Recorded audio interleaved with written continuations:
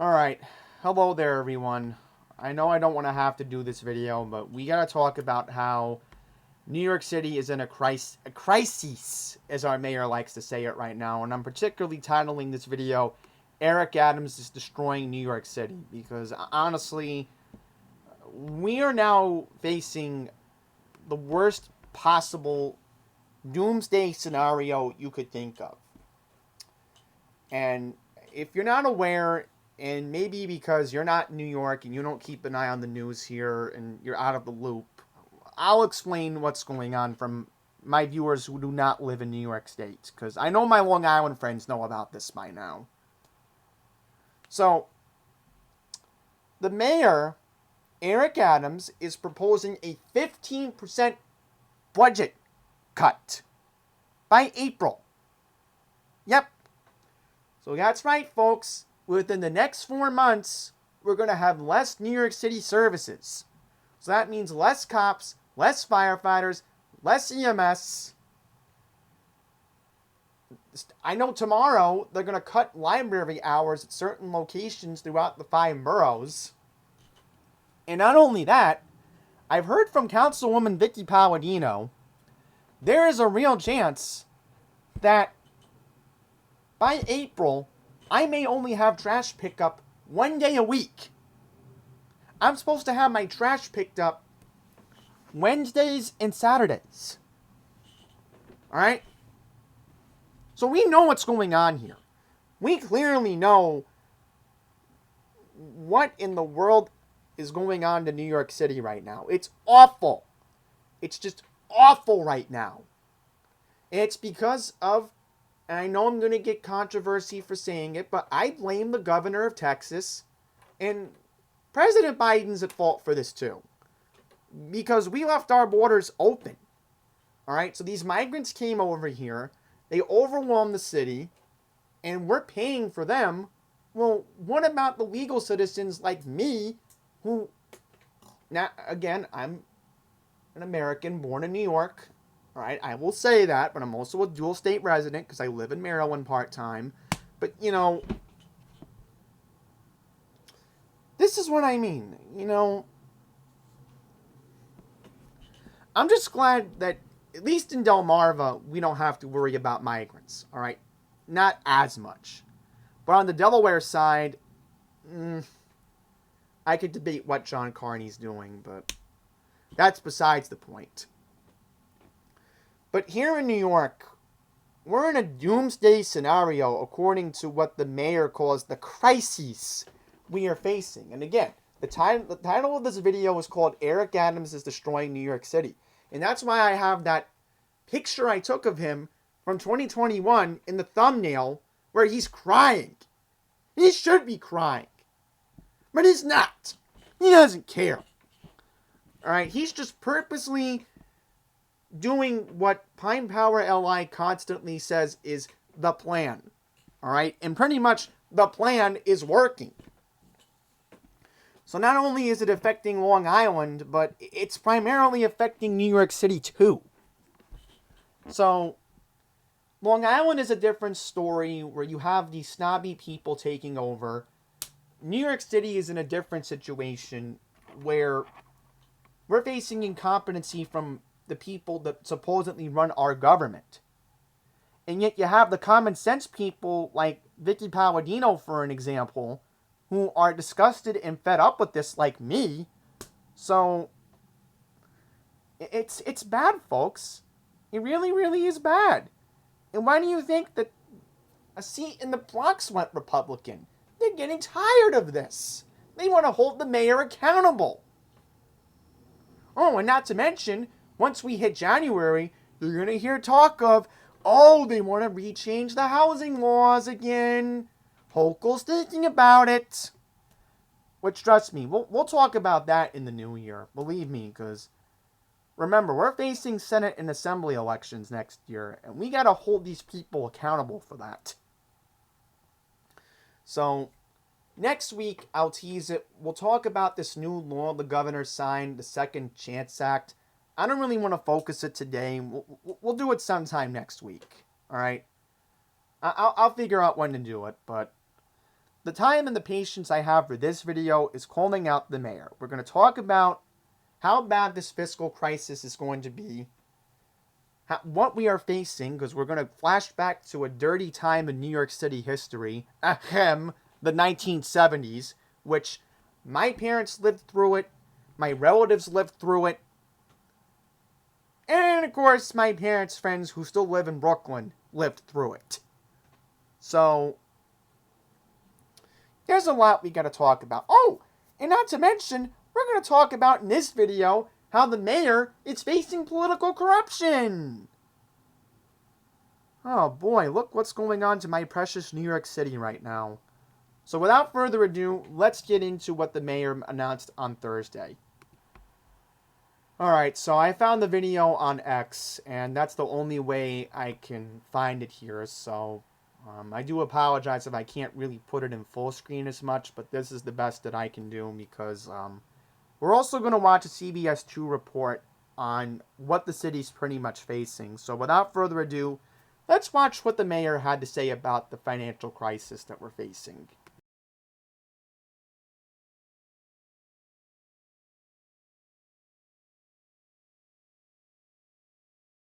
I do apologize. Let me fix the audio. Alright, looks like we have fixed the audio. I do apologize. Thank goodness OBS has the pause button. So, let's get right into it. Can we play the audio? My fellow New Yorkers. Alright, good. Here it is. In recent months, our administration has delivered for you over and over again. Jobs are up, crime is down, and every day we're delivering for working people. But for months, you've heard me talk about the fiscal challenges our city is facing as the cost of the asylum seeker humanitarian crises have skyrocketed, placing great strain on our budget. At the same time, COVID-19 stimulus funding is sunsetting. We have been clear that without significant timely action from our state and federal partners, we will be forced to make some tough choices.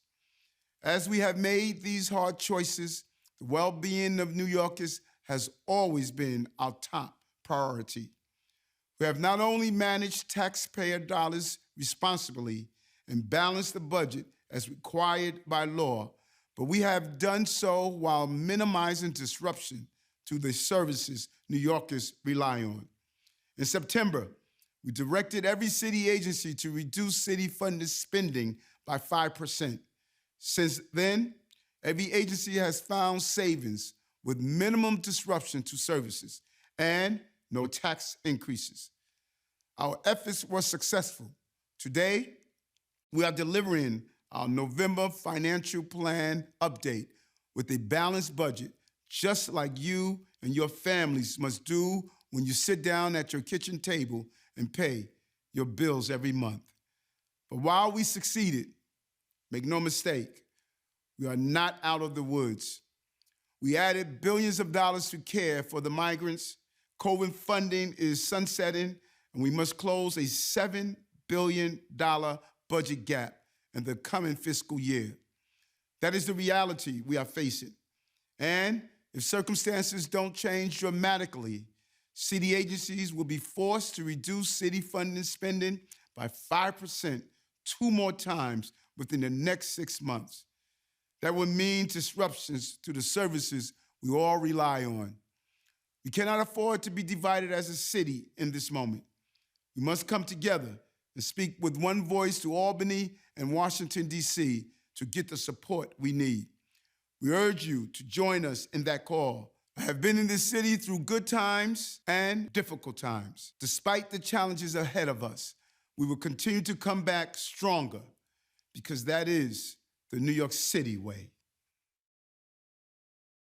Alright, so you literally heard from the mayor in that video, and it's not looking good right now. It's, we're facing a reality check right now. It's bad, folks. I'm going to recenter this picture here while I talk over it. I mean, it's really bad right now. I mean, we're facing, again, deja vu from what my parents had to deal with back in the 1970s. And not only that, but I'm talking about my cousins, alright? my oldest cousins who went through it as well. All right, they've been through it. They know what I'm talking about. They remember those bad days from the 1970s. They unfortunately lived through it. And now, look what they're thinking right now. Their eldest cousin is making a video on YouTube about what we had to go through. I'm sure they're thinking about that right now. This is bad. Neither my parents nor my mom and dad never would have imagined me being in Queens all my life that I would have to deal with this. No.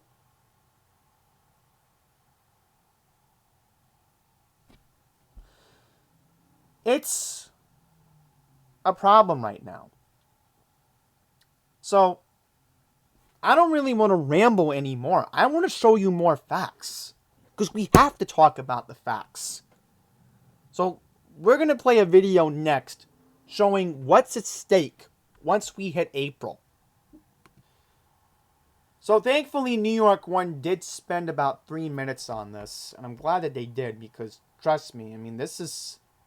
When you're talking about doomsday scenarios, you would think that our 24-hour news channel here in the city would cover it. Thankfully, they did. Alright, so... make this a little bit bigger so that way you can at least see it. I do apologize. And there we go. Okay, I'm just going to center this. Okay, it looks a lot better now. A little bit better. Make it a little bit to the right. Alright, so I guess this is the best we can center it. So let's play the video. The highly anticipated budget cuts by City Hall were finally revealed on Thursday. The 5% savings program, known as a PEG, was instituted back in September in the wake of growing costs to house and feed asylum seekers. The NYPD will see one of the most noticeable cuts, with the next 5 cadet classes being canceled, which would reduce the force to about 29,000 officers. But the cuts will impact virtually all city agencies, including cutting overtime hours in the fire department, elimination of Sunday services at libraries, fewer litter baskets, as well as potential elimination of universal pre-K seats. Adams said the cuts are necessary to close a gap that has swelled from $5 billion to $7 billion. We have to find another $7 billion added at $30-something billion in January. This is the most painful exercise I've ever done in my professional life. The mayor, like many other elected officials, has placed the blame squarely on the federal government's failure to handle the influx of migrants into the U.S. The national government is our insurance policy to take care of national issues. And since they're not taking for the roof caving in on us, we have to pick up the cost of that. That's wrong. The mayor said that New Yorkers are going to have to step up in the midst of reduced services. We're going to need real community participation, block cleanups, everybody lending a hand to say, let's keep our community clean, and really folks picking up after themselves also. But some critics say the migrant costs are due to the city's overspending amid the ongoing influx of migrants. City Hall has relied on a number of very, very expensive emergency contracts with for-profit companies who are billing the city billions of dollars. The city has spent nearly $2 billion on the crisis so far. Of note, the recent cuts managed to save the city over $3 billion over the next 2 years, but did little to close the fiscal cliff. You're not going to finance anything through pegs, right? You're not going to finance a migrant crisis through cutting essential city services. This is not how it works. Brannon, the city council finance chair, said that cuts reverse many of the investments the city made back in its initial June budget. These are all programs that the council prioritized just a few months ago when we shook hands on the budget in June. The fact that they're back on the chopping block is very, very concerning for us. This, for many city agencies, is the third round of cuts the city has ordered since January of 2022. A lot of these agencies are skeletal at this point. There's nothing left to cut. You know, we hear from these commissioners and they're begging for mercy. The cuts take effect immediately, and the city's budget chair said that steeper cuts could be on the horizon. Kelly Mena, New York One. So there you have it. I mean, what else is there to say about this? So I want to see if they mentioned, anything about No, they don't even mention anything about this.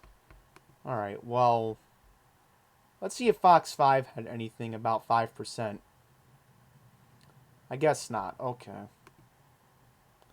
Yeah, see, so this is what Fox 5 has right here. Reduced overtime, eliminate civilian vacancies, eliminate light-duty firefighter positions. All right? So that's right. We're going to have more people out of work. $547 million cuts to the Department of Education. By 2025, they're proposing $600 million, reducing summer rising hours, and then they want to cut thousands of pre-K spots. All right?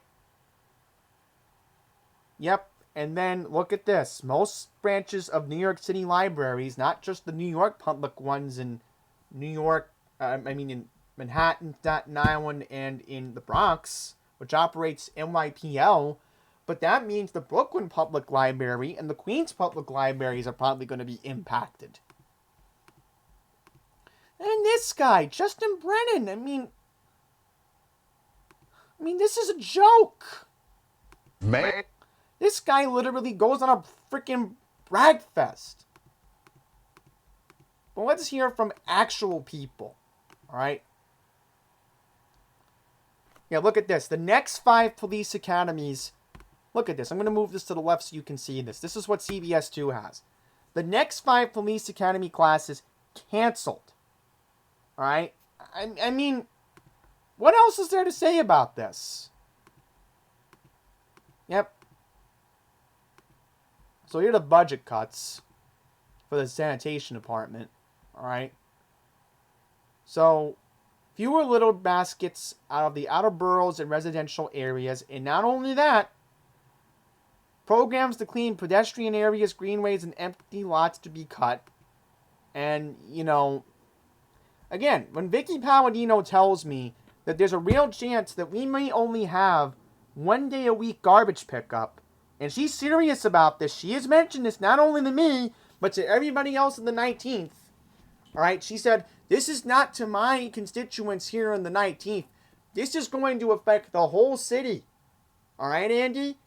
You're only going to have 1 day a week trash pickup in Fresh Meadows, in Do Nothing Gennaro's district. That's what I asked her, and she said yes. Other areas. So at least she agrees with me on the name I've called Gennaro, at least. Because he does do nothing. And Jim Gennaro literally won re-election with an overwhelmingly amount of support. Alright. So now what we need to do is look up Eric Adams facing corruption.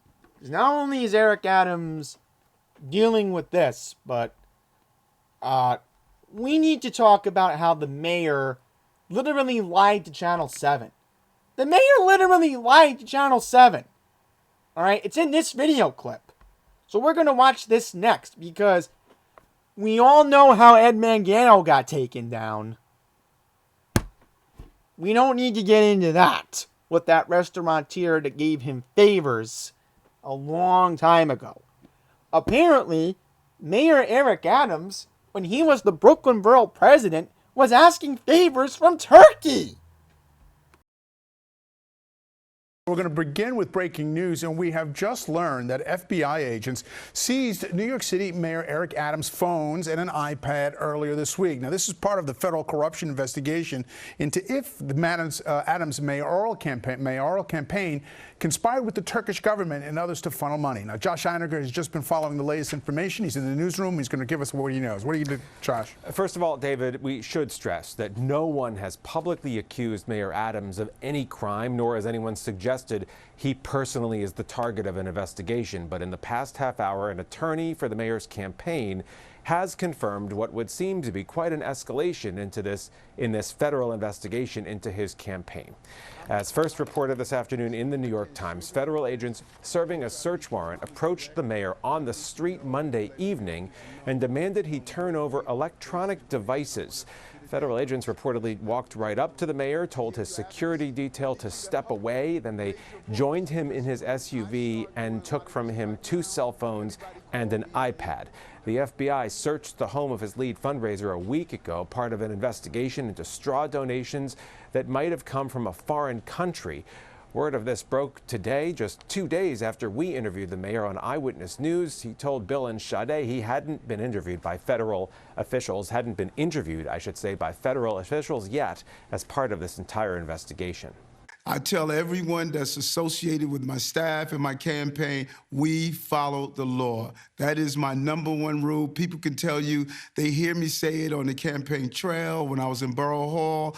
We follow the law, and we're going to comply and be as transparent as possible. As a former member of law enforcement, I believe inquiries should be really complied with, and we're going to continue to do that. The mayor's attorney said moments ago that the mayor, as I pointed out, has not been accused of any wrongdoing, and he does continue to cooperate with the investigation. The statement actually said he complied immediately with the FBI's request and provided them willingly with those electronic devices. The story is just breaking right now. We'll keep monitoring it, and we'll bring you the very latest tonight as we get it, and of course on. All right, so you clearly can tell the mayor lied. The mayor clearly lied. Come on, let's call it for what it is. The mayor lied. Just like how when Ed Mangano, a couple years ago when he was Nassau County executive, saying, "Oh, I never took favors from that restaurateur." This is the same thing that my friends in Nassau County dealt with. Now I'm dealing with it here in New York City. Except the mayor took a political favor from a foreign country. And apparently a campaign aide, literally a week before the city council election, was criminally charged too. So, that's right, folks. No wonder Mayor Eric Adams is ruining New York City. So not only does he want to screw us over with having less city services, but now the fact that, we're going to be dealing with the mayor that may be facing political corruption charges in a matter of time, and he may be forced out of office. Either he may have to resign if he's criminally charged and he's indicted. Well, then again, Ed Mangano, what he did was he stayed in office when he was indicted, then he didn't run for re-election. So could Eric Adams just pull a 180 and say, I will not be seeking re-election in 2025? Because that's certainly how things could end up, like it did in Nassau County, which, by the way, in 2017 led to the election of Laura Curran as county executive. So, there you go. One thing leads to the other. That's why Bruce Blakeman's county executive right now over in Nassau. So this starts a chain reaction. Except now, the Democrats of New York City are in a tailspin. They know this guy very well. I mean, who could be a lot worse than Eric Adams? I don't know. Maybe Brad Lander? I don't know. Maybe Jumaane Williams? Who else can I think that could be worse right now that could be running as a Democrat? I mean, there's a chance the trash lady could run again. I hope she doesn't, but she might. Cat Garcia may consider making another run again, which, if Cat Garcia becomes mayor in a special election circumstance, then we're royally screwed. All right? So I don't even want to think about a special election right now. I don't even want to think about that. That's the last thing on my mind right now. Now when this guy first needs to be indicted, then we'll start talking. So, I want to show you what we're possibly facing here, all right? I want to show you how bad things could literally get, all right? Actually, no, I don't want to look at that. If we really get ourselves into a problem, I know I saw a video about this. I mean, I'll find it. I'll have to find it, but I wanted to show you a video of how bad it was back in the 1970s. Because it was really bad. Parking meters were actually never replaced. And even my dad remembers this when he used to park his taxi cab in Manhattan. Alright, so I found a video of one example of how things can get, knowing how bad this fiscal crisis is. Here's one example of how things were bad back in the 80s. Golden. He reports that such defects, including faulty and missing signs, are causing problems. In Greenwich Village, there are homemade cardboard street signs at the intersection of Waverly Place and Perry Street. Alright, so that's just one example of how things can get if we don't take care of this problem now and not address it. Alright, that's one bad example. And then look at this. It's ridiculous. I mean, at this point, we know Sanitation may consider going on strike if their funding gets cut. why they should be so. Piles of trash that line our sidewalks. After keeping a promise today to double efforts to pick up trash that's been certified as a health hazard, the Board of Health is now meeting to consider declaring all of the trash a health hazard so that city sanitation men can pick up all of it. The mayor. I mean, we may be facing that right now. We may be at this point, folks. So I can't find that video right now, but I just gave two examples of how bad things are going to get if we don't get help from Albany and if we don't get help from Washington. Alright, so I don't know what these politicians are doing, but, you know, New York City is supposed to be the economic engine of the country. I mean, you can't just let this city sink down. Alright, so we need help. We really need help right now from the federal government and or Albany. And I really hope that when the state senate and the assembly get back into session in January, when the state budget's getting negotiated, you know, this has to get addressed. All right. And that's where I'm going to leave it today, because I'm done talking about this. You know, Eric Adams is, again, it's possibly going to go down as the worst mayor in New York City history. If this holds and the way things are going with these budget cuts, you know, he's going to be up there. He's going to be number one. He's going to out-top de Blasio.